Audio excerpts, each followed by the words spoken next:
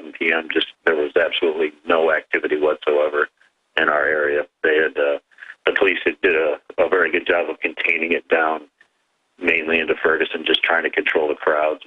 And I believe the victim's family also had asked that, they stopped all of the unnecessary violence and looting, to respectfully honor the kid. Again, we're joined by Adam Weinstein, who is a firefighter, but he also owns a gun shop, County Guns, countyguns.com, County Guns on Facebook.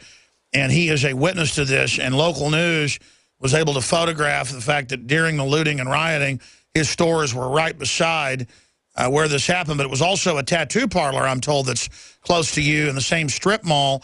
Our business the gun shop is run out of the lobby of the tattoo parlor. My business partner owns the tattoo shop, and we decided to split the business in half, basically, to eliminate any overhead for the gun shop. Well, Adam, let's expand. We share a location. Sure. Look, I'm here in Austin, Texas, and we've seen police before shoot people in cold blood on accident or on purpose and then cover it up. But at the same time, we see a lot of departments that don't do that. I don't know enough about the Ferguson police to be able to give an accurate breakdown. So give us, as a citizen, your take on what's really happening and what you've seen unfold. I mean, here's an example. Here's CBS. This is just out. Police say they won't release name of officer who killed Michael Brown. And I guess their argument would be so there's no retaliation. But at the same time, since when do we have secret police? I think we should learn the name. Give us your take on the police department in general. The interactions I've had with them, of course, I may even be a little biased just because I interact with them, through the fire department and occasionally on a personal level. They all seem to be pretty professional to me. I know that they've had a troubled relationship with their citizens, but and I believe, I don't know any of the details of the story, so I can't speculate on that, but I could understand them not releasing it for his safety and also maybe just so they can conclude their investigation before they start putting anybody's names out there. I've been asking the questions here. Any key points you'd like to relay to folks? It's not as bad as it's being portrayed in the media. I mean, there was one main evening of pretty unruly behavior and a lot of looting and a lot of property damage. And the next day, there were some isolated incidents outside of the area that they attributed to the situation. But for the most part, after last night, in the evening after the press conferences with the family and whatnot, things seem pretty calm. I mean, you still have large groups of people out there protesting and, standing their ground. But as far as, the violence and the looting, it's nothing like being portrayed on some of the news stations. But since the mother went public and said, please stop the violence, do you think that helped? I believe it did. It seemed to, unless it's a coincidence, it kind of coincided with the next day where the police were expecting another wave. It pretty much didn't happen. I mean, there was, like I said, some isolated incidents, but for the most part, sure, it was mainly peaceful protesting, which is, how it should be.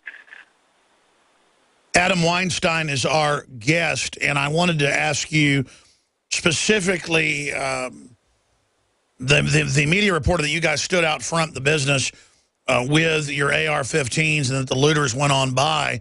Is it accurate to say, kind of like the Koreans and the famous L.A. riots, that the fact that you were there and armed may have stopped looting of your business?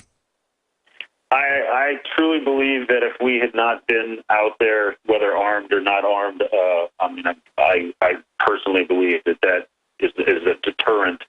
But I believe that if we hadn't been out there, they would have looted and destroyed that entire strip mall where there's probably a dozen businesses, and not one of them were touched except for the Dollar General, which has to be detached from the strip mall. Well, the good news is the police didn't try to stop you from defending your business. In a lot of Democrat-controlled areas, they do that because the big crime in a socialist system is defending yourself. not committing crimes, because everybody that has a business is a greedy person unless you're Nancy Pelosi and have $1 billion and you're not allowed to defend yourself. Adam, stay there. I want to do 5 more minutes with you to talk about the Second Amendment straight ahead. Adam Weinstein is our guest. What good is a Big Berkey water filter? We get that question a lot here at BigBerkeyWaterFilters.com. And in a word, the answer is protection. Protection from water main breaks, E. coli contamination, environmental chemical spills, pesticide runoff, chlorine taste and smell, and all forms of fluoride. Plus, Big Berkey water filters are the original gravity water filter system and most trusted on the market for a reason. Tested by multiple independent NSF EPA certified labs, they are the gold standard in water purification. At only 1.7 cents a gallon, a single set of filters can last for 5 to 10 years. That means big savings. Big Berkey, the one that's powerful enough to purify stagnant pond water. Get a Big Berkey today at BigBerkeyWaterFilters.com. GCN listeners receive 5% off all ceramic filter systems. Visit our website or call 1-877-99-BERKEY. That's 877-99-BERKEY. Big Berkey Water Filters, for the love of clean water. Hi, folks. Alex Jones here with some important information. I want to tell you about Matt Redhawk and his team of patriots over at My Patriot Supply. Several years ago, Matt was sitting in his 2-bedroom apartment, frustrated with the direction this country was headed and the charlatans willing to sell us out for a quick buck. Deciding to take action, a company run by patriots for patriots was born. My Patriot Supply has never taken a loan or accepted outside funding. They now operate 2 distribution facilities and employ over 50 hardworking American men and women. It is rare to find companies who practice what they preach. And that's why I stock my pantry with high-quality storable foods from My Patriot Supply. Go to mypatriotsupply.com/Alex today for special offers on emergency food storage, or call their preparedness specialist at 866-229-0927. That's 866-229-0927. Do business with someone who shares your values. mypatriotsupply.com/Alex. Gold. It's like nothing else on Earth. From the Romans through the Renaissance, from the Industrial Age to the Space Age, gold has weathered the test of time. For 6,000 years, gold has remained the ultimate store of wealth. According to the World Gold Council and the U.S. Mint, demand is at an all-time high. The stage is being set for the reemergence of gold as the common-sense alternative to a fiat paper currency that gets weaker every day. Midas Resources is proud to offer the hard-hitting report that arms you with the truth you need to protect you and your family from the Fed's plans for your hard-earned money. Don't gamble with your future. Call Midas Resources today and ask for your free copy of As Good as Gold. Call 1-800-686-2237 for the report the Fed hopes you'll never see. As Good as Gold can be yours by calling 800-686-2237. If you have ever thought about owning gold, you must read this report. Call Midas today at 800-686-2237. A 30-day GMO-free emergency food supply for only $99 at 30dayfoodsupply.com. You can purchase Oregon Trail Foods' 1-month supply of high-quality, nutritious, and healthy emergency meals. For less than $100, these vegetarian meals are naturally high in fiber, carbs, and protein, and they're packed with oxygen absorbers in Mylar pouches. They're completely free of any artificial flavors and colorings, have a 20-year shelf life, and take up to 70% less space than number 10 cans. They even offer a gluten-free option. Oregon Trail Foods and 30dayfoodsupply.com keep prices low by buying directly from the producers in Oregon and then passing the savings to you.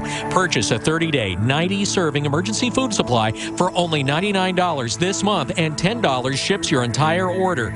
Visit the website at 30dayfoodsupply.com or call 541-229-0010. That's 30dayfoodsupply.com, where they make preparedness affordable. 30dayfoodsupply.com.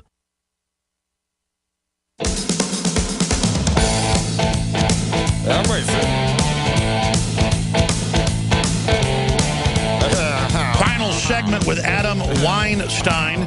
He is the member of the fire department there in the town of Ferguson outside St. Louis that saw the last 3 days of rioting, the worst being Sunday night. Now, since the mother of the 18-year-old black man, the victim, regardless, he is a victim of this terrible circumstance and possibly being murdered by the police. Well, we're not sure. Has called for calm. That's a good thing. Certainly a bunch of criminals running around burning things, their own neighborhood, anybody that has a business only hurts the town itself. But regardless, Adam and his friends stood up against the looters and clearly frustrated folks that did loot other buildings in the area that did not have armed guards outside of them. So this is a great example of what the police should do, like Katrina, instead of the feds coming in and not letting people stay in their shops or homes with firearms to protect them, even when they were high and dry. They came in and took their guns, and then looters came along later and stole everything they had. But in the case of L.A., or the case of Ferguson and St. Louis, the police did not try to keep the folks from being armed. Did you have a chance to talk to the police during this or after it, Adam? Yeah, I wanted to mention to you, also correct you. I'm not a member of the Ferguson Fire Department. I am a St. Louis County firefighter. Okay, just to be clear. Also, the police actually came by on several occasions and thanked us, which surprised me. I was kind of expecting them to possibly run us off just for their own safety concerns, but they were very pleased to see us, and a few of them mentioned that they wish some more business owners would have done the same thing. There would have been a lot less damage, and that they were glad to see that we were being respectful and professional and not abusing our right to bear arms. So they liked the fact that you were professional in bearing your arms, and obviously, I guess by professional, did you get taunted or anything? No, not at all. Like I said, as soon as they saw us, they went the other way. Our shop has a reputation in that area for, we don't mess around because of the area we're in. We have a lot of different people in the area, and some of the ones who tend to misbehave in that shopping center know that that stuff isn't really tolerated by myself or my business partner or the other owner of the tattoo shop. So this is a high crime area. I would say medium, not necessarily high, but there's a neighborhood behind our location that has its problems. We've had, a few minor incidents over the last few years, and it's typically the kids in that neighborhood. What does your gut tell you is behind all this? I think it's more of I believe that the citizens are just angry with the police department, whether justified or not. I think it's more of a citizens versus law enforcement thing than any race issue. Sure. They haven't even released the officer's name, whether he's African American or white or Hispanic. Nobody even knows. So well, I'm guessing he's white because or Hispanic, because if he was black, I think they would have released that. Yeah, I'm not sure about that. Over the next few weeks or days as they progress with their investigation, I'm sure the information will come out. I'm hoping and counting on it being truthful. Well, I mean, bottom line, burning down shoe stores and mini marts and businesses is only going to make people move out of the area and hurt the community. I just don't get this default action. After Trayvon Martin, we saw a raft of black on white assaults of old people, knockout games that even killed some folks. And I just don't understand. Like, if a black person killed a member of my family, I wouldn't go out and randomly find a black person to kill. And I just think it's the Al Sharpton, MSNBC mentality that is selling this idea. But I'm glad to hear from your perspective it's more of just an anti-police than an anti-race issue. I'm just so sick of it personally. I think it directly relates to just the attitude of youth today, that they're so quick to use violence over anything else, and whether white, black, or Hispanic, it just seems to be the norm nowadays, where kids just right off the bat they go to violence, and it's one of the biggest problems that I see every day, just even in my job, is young kids, high school age and below, that are doing things that that are just... Yeah, it's the breakup of the family. Adam Weinstein, thank you so much for joining us. You're a hero for the Second We're on the Amendment. mark.